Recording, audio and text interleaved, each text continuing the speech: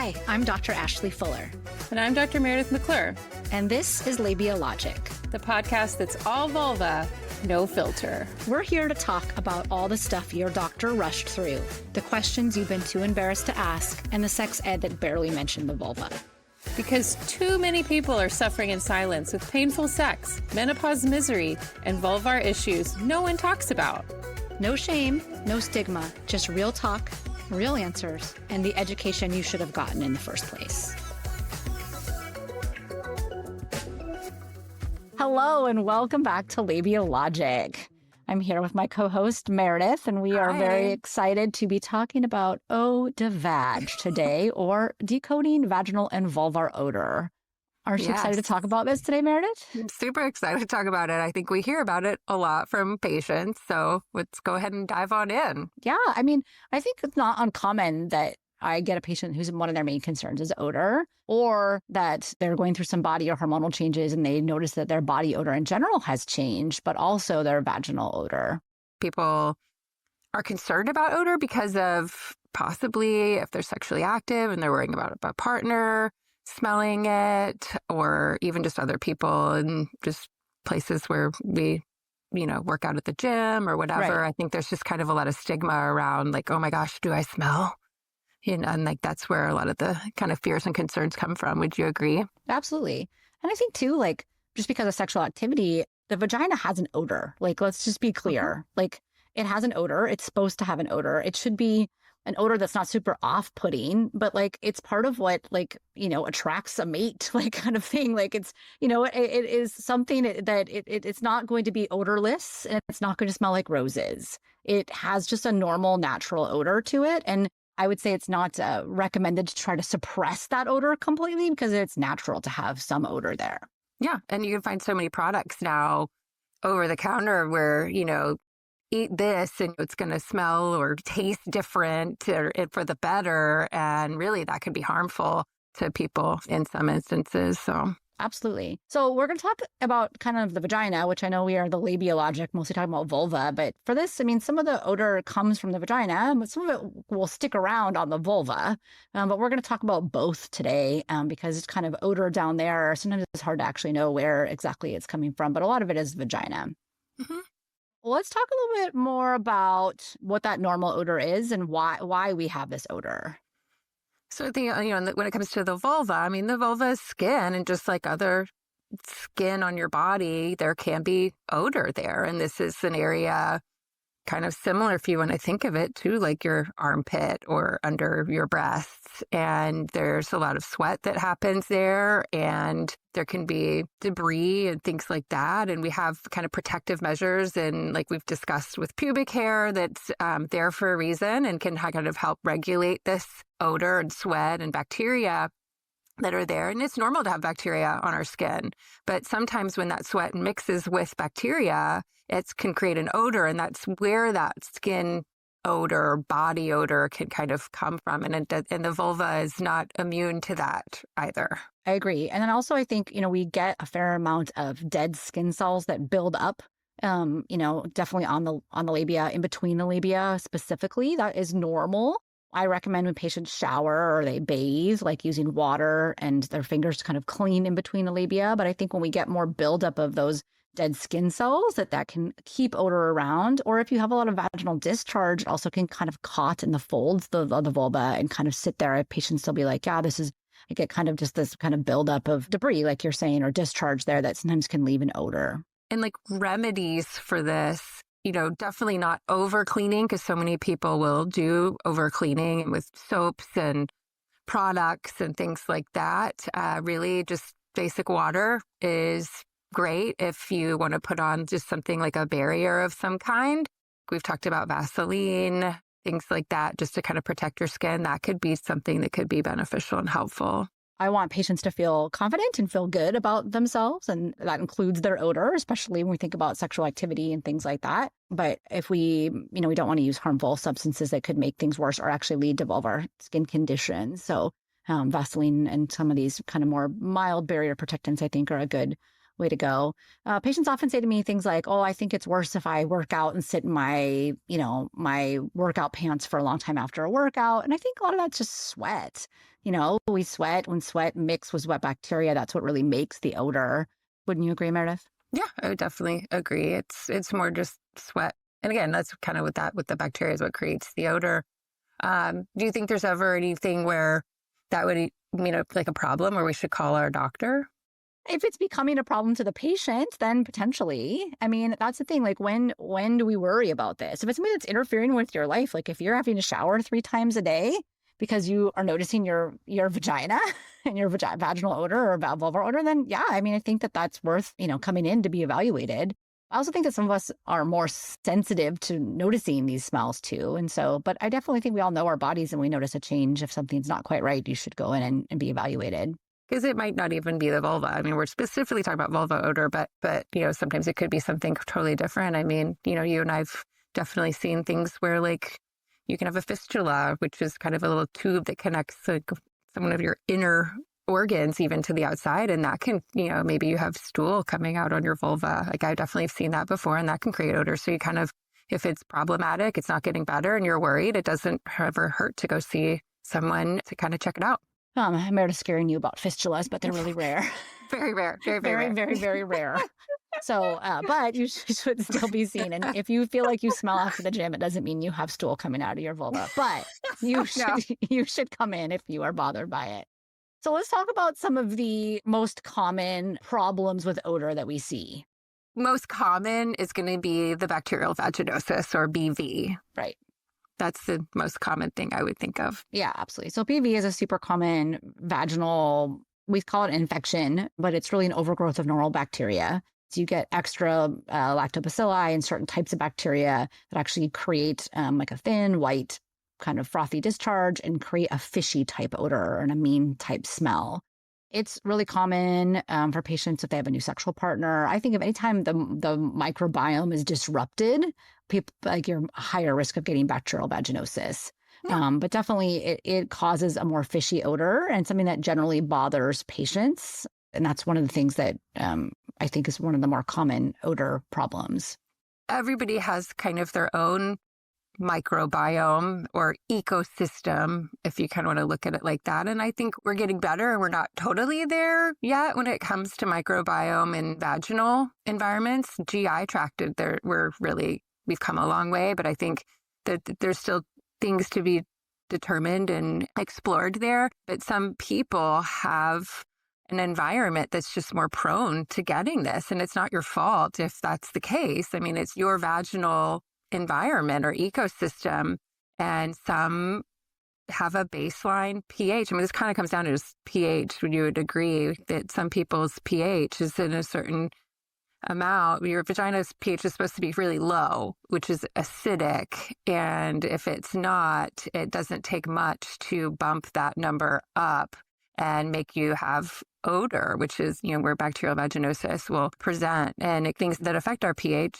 blood, so your period, and semen is a big one too, because semen is basic. So we all know, like, one of the things we tell patients who get recurrent bacterial vaginosis is they can use condoms. Actually, sometimes that can be beneficial to help. Right. And we could probably do a whole episode on bacterial vaginosis, and I'm sure at some point we probably will. I'm a microbiology geek. I was a microbiology major. And so I find it fascinating when we think about how this condition, why certain people are more prone to it, why it's really hard to get rid of. And actually, we won't go too far into this, but there was a study that just came out in the last month looking at there's actually benefit to treating male partners. So, this kind of question, is it an STI, sexually transmitted infection? Is it not? I still think of it more as like, it's something that like is disrupting, a bacteria that's disrupting your own, microbiome. And in that study, although it benefited women if they treated the male partner also, there was still a pretty high recurrence rate, even if the patients who treated the male partner, it did cut in half the recurrence rate, but it's still just certain patients are more susceptible to getting bacterial vaginosis and getting it recurrently than others.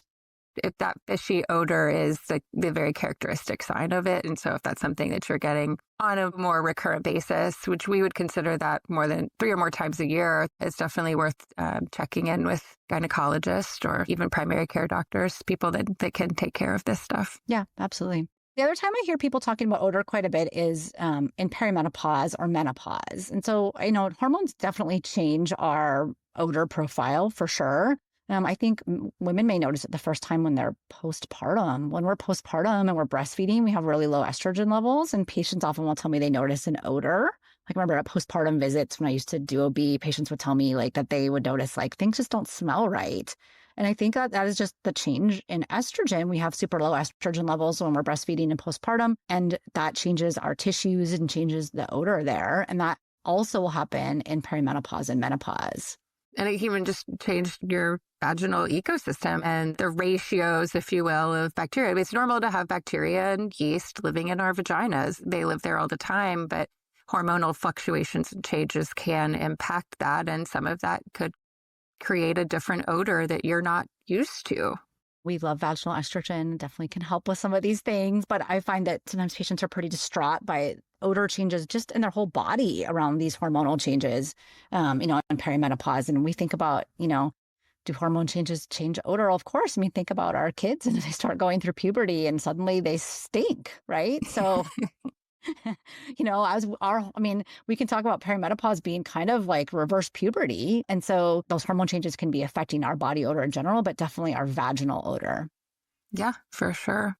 Hello, and welcome to Ovary Active. I'm Dr. Rebecca Dunsmore-Sue. And I'm Dr. Amy Vodish, and we are your expert guides on the strange and often uncomfortable journey that is perimenopause. Most of you are familiar with the term menopause, but as doctors of gynecology, we see a lot of patients who are bewildered by what their bodies are doing. Wonky periods, mood swings, sleeplessness, heart palpitations, hot flashes, anxiety. But because they're told they're too young for menopause, these patients don't realize the changes they're going through are hormonal. Perimenopause is the time before menopause when hormones start fluctuating. It can begin as early as your mid-30s, and to put it bluntly, it can suck. Fortunately, there are ways to alleviate many symptoms of perimenopause. Bonus, the sooner you recognize perimenopause, the sooner you can act to preserve your future health, and that's why we're here. To help you understand what's happening, what you might expect next, and how to get through the next few years, sanity intact. Join us right here on the second and fourth Thursday of every month for a new episode. That, at least, can be regular. Find us wherever you listen to podcasts and share with others who could benefit from the information. Perimenopause doesn't have to be miserable. Period. I see what you did there. Did you like that? I thought it was funny. Also, I want to mention how blood has an odor. So if patients are spotting or on their period, blood has a very kind of iron type, oxidation type odor. Metal, yeah, like a metal type odor. Mm-hmm. So definitely patients can notice that. And they may notice it obviously when they're having a full period, but they may also notice it just if they're spotting and things like that. It will changes the pH of the vagina and it will change the odor. Yeah, the ecosystem once again. Yeah. So there are some things that can smell really not right. These are more rare, but we always have to tell the story or at least mention that retained tampons will cause a extremely foul odor. They can get so gross and it honestly smells like something has died in your vagina. Mm-hmm. So if you're ever experiencing that, definitely seek help. Try to find it. You can actually get them out with your own fingers if you try, but if you cannot and you think that that's the case, then definitely seek help. This happens actually pretty commonly when you say, and patients are always mortified by it. And there's nothing to be embarrassed about. Like, we're all busy women and sometimes you're managing these periods and it just happens. But the longer it stays in there, the more your vagina is trying to kind of break it down and kind of manage this foreign body being there, and the more odor you will get. And so I have some patients will come in who have been there for 2-3 weeks. And it is the kind of odor that almost makes you not be able to use the exam room afterwards because it is so bad. Yes, there's a definite art to when you remove them. I don't know about you, but it's a very quick thing where we wrap it up in gloves and I put them in a sterile cup and get it out of the room as fast as I can. Yep. I put them in formalin, like a pap smear vial, because it kind of neutralizes some of the odor. Yeah. But then I always just try to talk to the patient about not feeling embarrassed about it. It happens. Yeah. There's no shame in it. We see it not too infrequently, and it will not kill you. I think that's the other thing. People are always worried, oh my gosh, I'm going to get TSS. Right. I'm going to get toxic shock syndrome. Yeah, generally I don't even treat with antibiotics for this. Like it's just, your body's going to kind of clean things out. Your vagina is going to try to get back to its normal microbiome. You may have a little bit more discharge for a couple of days, but of course, while you still have it in, you are at somewhat risk for getting toxic shock syndrome. But generally, once we get it out, the risk is very low. Yeah. And toxic shock is so rare now. With the tampons of old, that was more of a higher risk, but not with the kinds that are in tampons now. That risk is extremely low. I mean, I've seen it once, but it was actually with a menstrual cup and someone having surgery. It wasn't anything related to a tampon. Yeah. And menstrual cups are fine too, but it was just more because she had a surgery. So yeah, we just don't see it that often. So not something to worry about, but try to keep track of your tampons. Yeah. So everyone's biggest fear with tampons is TSS, but it's so rare. Yes. Meredith mentioned the fistula, again, super rare. It's usually associated with a cancer or surgery, a surgical complication, or like a Crohn's disease. Yeah, some kind of abscess or infection inside the pelvis that would basically communicate with the vagina and create some kind of communication between the bowel and the vagina so that you have that big stool coming out of the vagina. Again, super rare. What I have seen though is sometimes people can get perianal fistulas. You can get like a abscess around your perianal area that sometimes can communicate with the anus. And I've actually had patients who have those that actually can be somewhat close to the vulva at times. Yeah. So what should we do about odor? Obviously, we talked about if you feel like something's not quite right down there, you should come in. So be evaluated. Meredith, should we douche? No. I'm just going to flat out say it. Well, I mean, I expected you to say that. I set you up for that. No.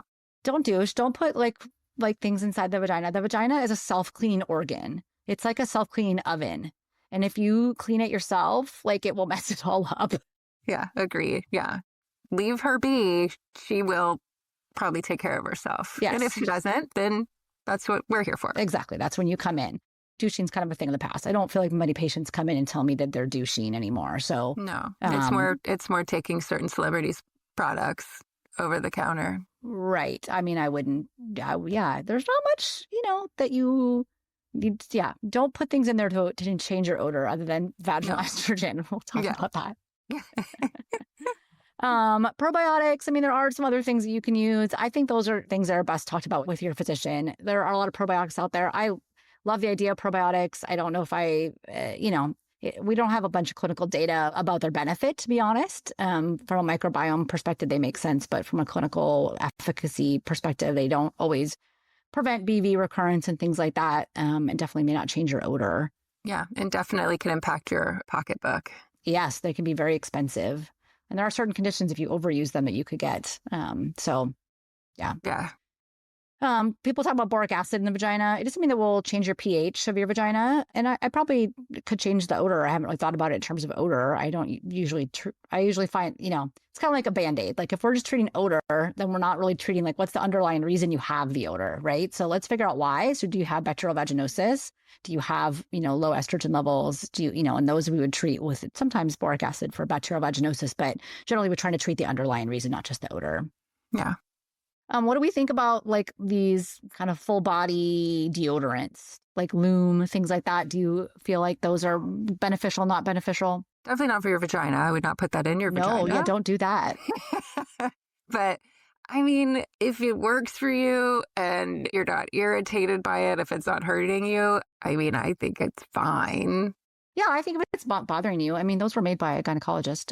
And there are some other body products. I would not ever put it in your vagina. Like she said, if you want to put it, I think more like on the very outer vulva, like near labia majora, or even in just inguinal areas. So the areas kind of by your thighs where sweat may build up, those kind of areas. I think that's the most reasonable place to put it if you felt like you had to use something there. Yeah.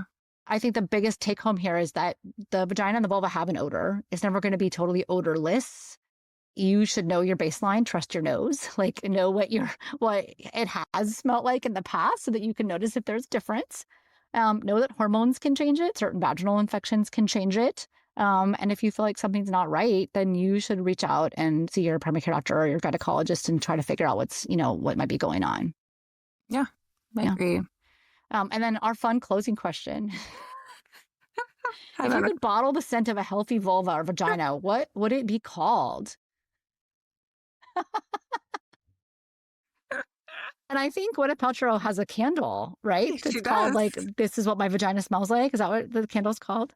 I personally have not smelled it. I've not got my hands on that one yet. But yeah, I don't really know what that would smell like. But I'm not sure either. I bet it doesn't. Well, if it's hers, it might smell like roses. I don't know, but because it's probably been steamed, right? or jade egg, if that had a scent.